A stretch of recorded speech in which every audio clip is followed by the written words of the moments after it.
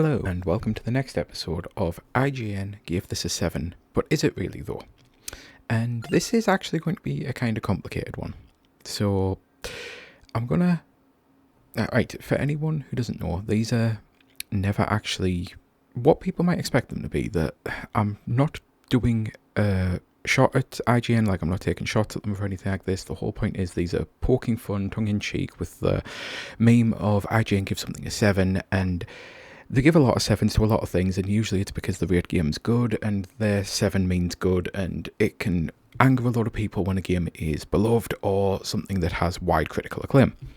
But with Vampire Survivors, this is complicated because my own rating for these videos is, if I agree with IGN, it's like, I don't have like an official rating thing, but if I agree with them, it's like, yep, I agree that that's a 7, or what the hell about IGN thinking this is clearly better than a 7, or what the hell about IGN thinking this is clearly worse than a 7. All three of those ratings are actually applicable to this, and I kind of need to explain why. So I started Vampire Survivors with a lot of people in early access. I had it on the PC, therefore I was getting every single achievement, every character that it came out, I would jump back in, and I was totally addicted, and it was really good fun. But could I say it was a good game? Genuinely no.